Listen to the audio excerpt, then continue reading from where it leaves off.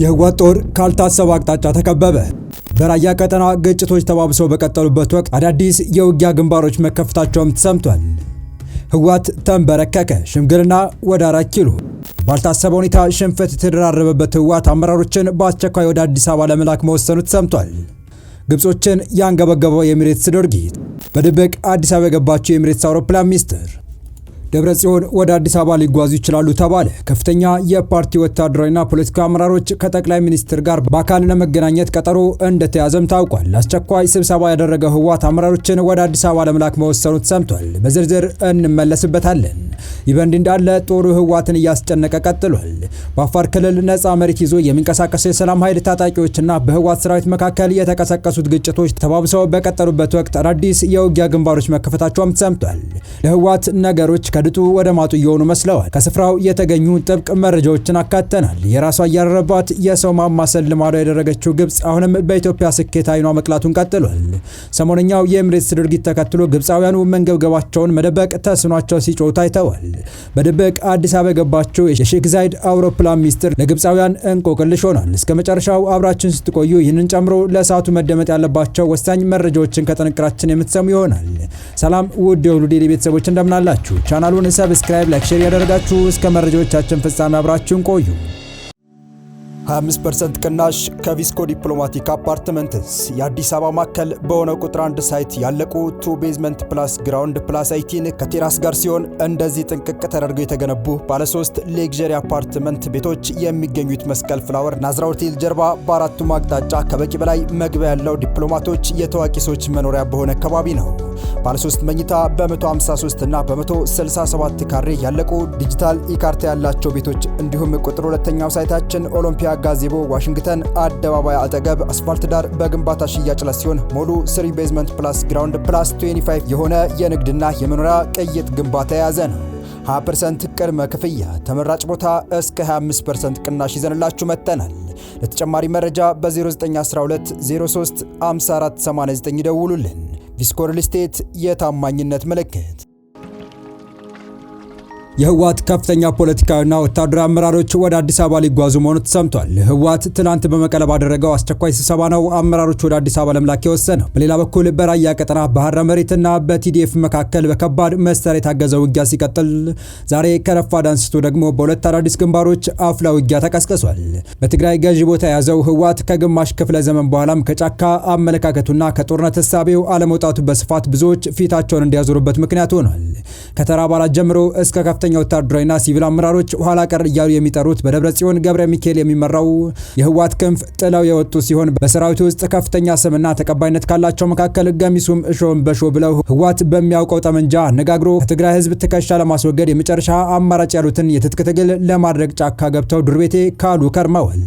የክልሉ ጊዜያዊ ርዕሰ መስተዳድር ፕሬዝዳንት ሌተር ጀነራል ታደሰ ወረደ ውጊያውን ራሳቸው እንደከፈቱ ያመኑትና ትግራይን የጦርነት አውድማ ያደርጋታል የተባለው ጦርነት በሁሉም አቅጣጫ ለማስቀጠል እየተሞከረ ባለበት በአሁኑ ወቅት በራያ በኩል ያለው ሁኔታ ለህወሓት ያልታሰበ ዕዳ ያመጣበት የውጊያ ቀጠናዎች ተከፍተዋል። ከሰሞኑ መድፍን ጨምሮ በከባድ መሳሪያዎች የታገዘ ውጊያ በተቀሰቀሰበት በራያ ቀጠና ግንባር ዛሬም ከማለዳ አንስቶ ጠንካራ ውጊያ እየተደረገ መሆኑ ምንጮች ተናግረዋል። ከማለዳ 11 ሰዓት አንስቶ በአፋር ያሉ ወረዳ እና ራያ ባሉ አዋሳኝ በሆኑ በሸቃይ ከተማና ቢሶበር በከባድ መሳሪያ የታገዘ ውጊያ እየተደረገ ነው። ትላንት ከሌሊት አንስቶ ህወሓት በርካታ ቁጥር ያለው ታጣቂ ኃይል ሲያስጠጋ ካደረ በኋላም በአካባቢው ከባድ ውጊያ ተከፍቷል። አሉጋና ወላጋ ተብለው በሚጠሩ ቦታዎች ህወሓት ወደ ሸቃይ ከተማ ኃይሉን ሲያንቀሳቅስ፣ በሌላ አቅጣጫ ደግሞ ከላዋ ተብሎ ከሚጠራው የአፋር ግዛት የተንቀሳቀሰው የሐራ መሬት ኃይል ያልታሰበ ከባድ ጥቃት ከፍቷል። ውጊያው የጨበጣ ጭምር እንደሆነም ታውቋል። ወደ አፋር፣ አማራና ትግራይ የሚያስወጣውን ስትራቴጂክ ስፍራ ለመቆጣጠር ሁለቱ ኃይሎች ተናንቀዋል። ሁለቱ ኃይሎች ወደዚህ ስፍራዎች የተንቀሳቀሱት ስትራቴጂክ እንደሆነ የሚነገርለትን የቢሶበር ከተማ ለመቆጣጠር እንደሆነ ወታደራዊ ባለሙያዎች ይናገራሉ። ወታደራዊ ባለሙያዎች እንደሚሉት ቢሶበር ማለት ወደ ራያ ጨርጨር አፋር፣ ወደ ራያ ባላ፣ ወደ ራያ ቆቦ እንዲሁም ወደ ራያ ዘቦ መውጫ የሆነ ሁነኛ ስፍራ ነው። ይህችን ገዢና ስትራቴጂክ ስፍራ ለመቆጣጠር ሁለት የትግራይ ኃይሎች ከባድ ትንቅንቅ እያደረጉ ነው። በዚህ ስፍራ እየተደረገ ያለው ውጊያ የትግራይ ፖለቲካ ፓርቲዎች ማረጋግጠውታል። በክልሉ የሚንቀሳቀሰው ሳልሳይ ወያኔ ፓርቲ ትላንት ባወጣው መግለጫ በደቡብ ትግራይ የትግራይ ኃይሎች እየተዋጉ መሆኑን አረጋግጦ በአስቸኳይ ግጭቱ እንዲቆም ጠይቋል። ይህ በእንዲህ እንዳለ ነገሮች ከቁጥጥር ውጭ እየሆኑ መሄዳቸውን የተረዳው ህወሓት ከፍተኛና ፖለቲካዊ ወታደራዊ አመራሮችን ወደ አዲስ አበባ ሊልክ መሆኑ ተሰምቷል። የጉዞ ዓላማ የድርድር ጥያቄ ያካተተ ሽምግልና መሆኑም እየተነገረ ነው።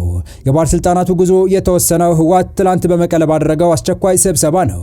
የልዑክ ቡድኑ ከህወሓት ፖለቲካ አመራርና ወታደራዊ አዛዦች የተውጣጣ እንደሆነ የመረጃ ምንጮች የጠቆሙ ሲሆን በጊዜያዊ መንግስቱ ፕሬዝዳንት መሪነት እንደሚሄዱም ተነግሯል። ከወታደራዊ አመራሮች 3 ከፖለቲካ አመራሮች 3 ግለሰቦችም ተመርጧል ተብሏል።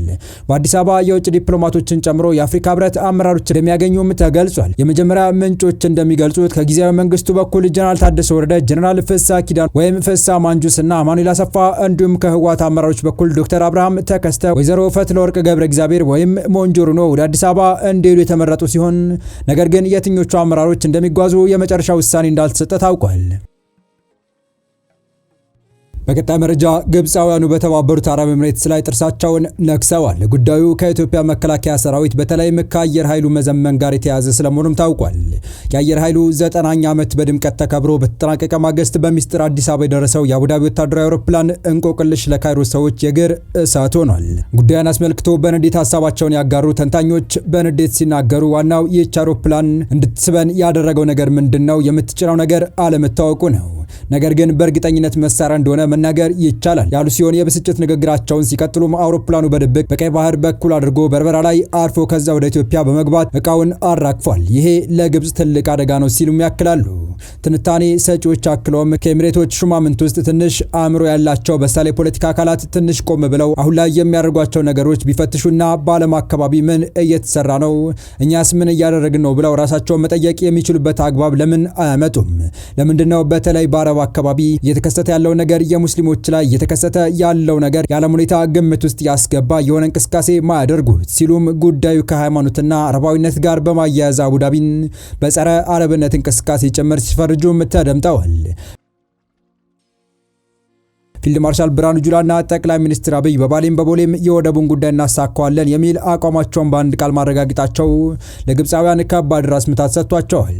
አሁን ላይ የራሳቸውን ጥላም እንዳያምኑ እያደረጋቸው ነው። በእርግጥም ከአየር ኃይል ግቢ የሚወጡ መረጃዎች ይህንን የግብፃውያኑ ፍርሃት የሚያጠናክሩ ናቸው። የኢትዮጵያ አየር ኃይል የወደቡ ጉዳይ በሰሜን ጫፍ ጦርነት ከተቀሰቀሰ ጠላት አንድ ሞተራይዝ መሳሪያውን ወደ ኢትዮጵያ ድንበር አሳልፎ እንዳይገባ ባለበት ዶግ አመድ አድርጎ ለማስቀረት ከሚገባው በላይ ዝግጁ ሆኖ እየተጠባበቀ መሆኑን የገለጹ የወታደራዊ መረጃ ምንጮች ያሸለኩት ወሳኝ መረጃ አመላክቷል። አየር ኃይሉ አዳዲስ የውጊያ ጀቶችና አውሮፕላን አብራሪዎችና ቴክኒሻሎችን በብቃት አሰልጥኖ ከማዘጋጀቱ ጎን ለጎን አስደማሚ የውጊያ ልምምድ እያደረገ መሆኑን የጠቀሱት እኚህ ምንጮች የደረሱ መረጃ እንዳመለከተው በቅርቡ በኢትዮጵያ እጅ የገቡት ጨዋታ ቀያሪ የሚል ስያሜ የተሰጣቸው ዓለም ገና ስማቸውን ሲሰማ የሚረድላቸው አደገኛዎቹ ሩሲያ ሰራሽ 5ኛ ትውልድ የሆኑት ሱ-35 የውጊያ ጀቶችም ሜዳውንም አየሩንም ለምደውታል። ለግዳጅም ዝግጁ ሆኗል የተባለው አየር ኃይሉ በምድርም በሰማይም እያደረገ ካለው አስደናቂ ልምምድና ዝግጅት በተጨማሪ ደግሞ በውስጥ ክፍፍልና ሽኩቻ እየታመሰ ላለው የኤርትራ ሰራዊት ብቻ ሳይሆን ለዋነኛ ጋላቢዎቹ ለነካይሮ ጭምር አስደንጋጭ ነው የተባለው ጉዳይ ይፋ የሆነ ሲሆን እሱም በሚስጥር የተገነባው ከቦሌ ዓለም አቀፍ ኤርፖርት የሚበልጠው የጦር ጄቶች መንደርደሪያ ተጠናቆ ለአገልግሎት ክፍት መሆኑም በቅርቡ ይፋ መደረጉ የሚታወስ ነው። ዋና መቀመጫውን በቢሾፍቱ ከተማ ያደረገው አየር ኃይል ለተለያዩ ወታደራዊ በረራዎችና አገልግሎቶች የሚጠቀምበት በተለምዶ ሐረር ሜዳ ተብሎ በሚታወቀውና የአውሮፕላን ማረፊያ ላይ አዲስ ለውጥ መደረጉንና ተጨማሪ የአውሮፕላን መንደርደሪያ መገንባቱንም በሳተላይት ምስል አስደግፎ ይፋ ያደረገው አፍሪ ሜውሲንት የተሰኘ በአቪዬሽን ጉዳዮች ላይ ክትትል የሚያደርግ ተቋም ከአንድ ወር ገደማ በፊት ባወጣው የክትትል ሪፖርት እንዳስታወቀ ከሆነ አየር ኃይል የተዋጊ ጀቶችን መንደርደሪያ በተጨማሪ 1 ኪሎ ሜትር ማሳደጉን ያስታወቀ ሲሆን ይህም ለድንገተኛ በረራዎችና ለአስቸኳይ ሚሽኖች ታስቦ የተከናወነና በዘርፉም በጣም አስፈላጊና ውጤታማ ተደርጎ የሚቆጠር ስራ መሆኑን አክሏል። በአቪዬሽን ጉዳይ ላይ ክትትል የሚያደርገው አፍሪሚዮሴንት ምስል አስደግፎ ባቀረበው ሪፖርት ቀደም ሲል 3.1 ኪሎ ሜትር የነበረው የአውሮፕላኖች መንደርደሪያ አሁን በ1 ኪሎ ሜትር ጨምሮ ወደ 4.1 ማደጉን አመልክቷል። ሐረር ሜዳ አውሮፕላን ማረፊያ በሚል በሪፖርቱ የተጠቀሰው የኢትዮጵያ አየር አውሮፕላን ማረፊያ የማስፋፊያ ፕሮጀክት 820 ሜትር ወደ ደቡብ እንዲሁም 180 ሜትር ወደ ሰሜን አቅጣጫ እንደሆነም በዝርዝር ተመላክቷል። ይህ ከቦሌ ዓለም አቀፍ አውሮፕላን ማረፊያ ጋር ሲነጻጸርም 300 ሜትር ከፍ እንደሚል ተመላክቷል። ሐረር ሜዳ አውሮፕላን ማረፊያ በሚል በሪፖርቱ የተጠቀሰው የኢትዮጵያ አየር ኃይል አውሮፕላን ማረፊያ የማስፋፊያ ፕሮጀክት 820 ሜትር ወደ ደቡብ እንዲሁም 180 ሜትር ወደ ሰሜን አቅጣጫ እንደሆነም በዝርዝር ተብራርቷል። ይህ የኢትዮጵያ አየር ኃይል አውሮፕላን ማረፊያ ማስፋፊያ ከመሰራቱ በፊት በኢትዮጵያ ረጅሙ መንደርደሪያ የቦሌ ዓለም አቀፍ አውሮፕላን ማረፊያ መንደርደሪያ እንደነበረም ተመላክቷል። የተወደዳችሁ የቻናላችን ቤተሰቦች ለአሁኑ ለእናንተ ይመጥናሉ ብታደምጧቸው ታተርፉባችኋላችሁ ብለን የመረጥንላችሁ ዕለታዊ መረጃዎቻችን እስካሁን ያደመጣችኋቸው ነበሩ። በተመሳሳይ ሀገራዊና ቀጠናዊ ጉዳዮች እንዲሁም ዓለም አቀፋዊ ጂኦፖለቲካ፣ ወታደራዊና አነጋጋሪ ክስተቶችን ለበለት ተከታትለን በትኩስ ይዘን እንደምንቀርብ እያሳወቅን የቻናሉ ቤተሰብ ካልናችሁ ሰብስክራይብ፣ ቪዲዮን ላይክ እና ሼር በማድረግ ተደራሽነታችን ታዘፉ ዘንድ አክብሮታዊ ግብዣችን ነው። አበቃን። ሰናይ ጊዜን ተመኘን።